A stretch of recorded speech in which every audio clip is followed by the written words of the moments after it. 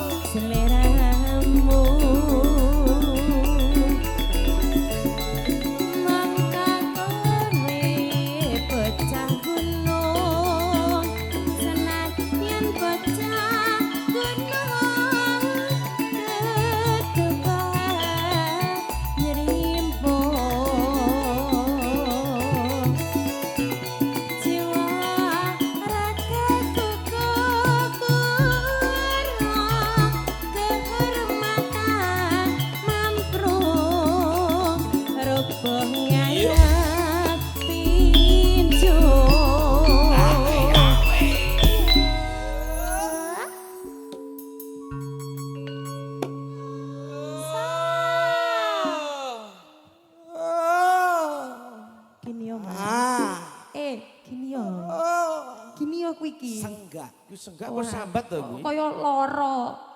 Ora senggak. Apa nek tatune? Senggak sing anyari ngono kuwi cara kemalaman. Pengalaman. Pengalaman ya, Mas. Urip ono ya.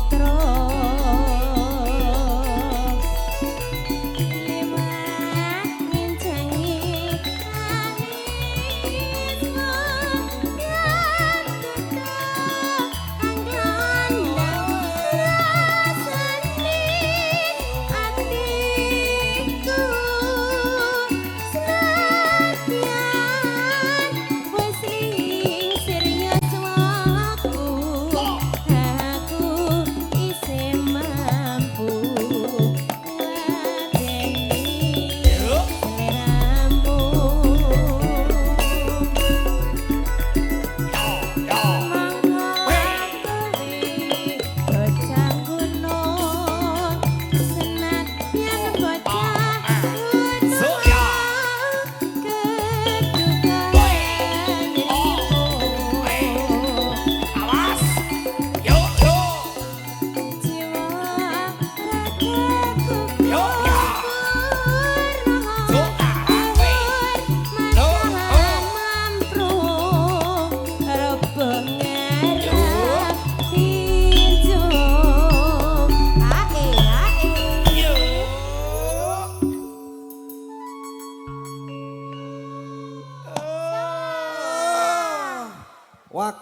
rencana pembagian door prize. Loh, apa iya Mas? Iya apa kuwi? Kok bodong buyar? Waya door prize lho iki. Niku door prize napa oleh-oleh? Oleh-oleh. Ya Allah, biskuit Roma. Lah, Widor Pres Mas. Juara harapan sekian. Iya. Oh, ngomongnya dong. Urip ono Biar.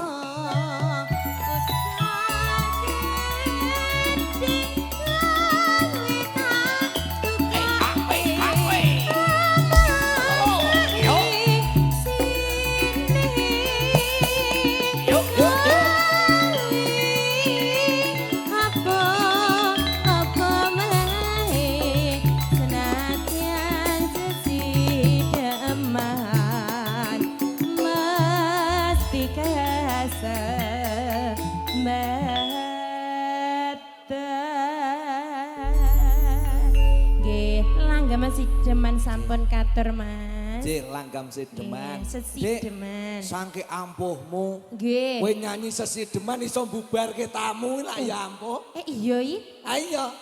Mau beda cerita yang sing nyanyi Mbak Inar. Beda. Mesti durung mantu. Beda langsung tamune langsung bubuk kabeh. Lho.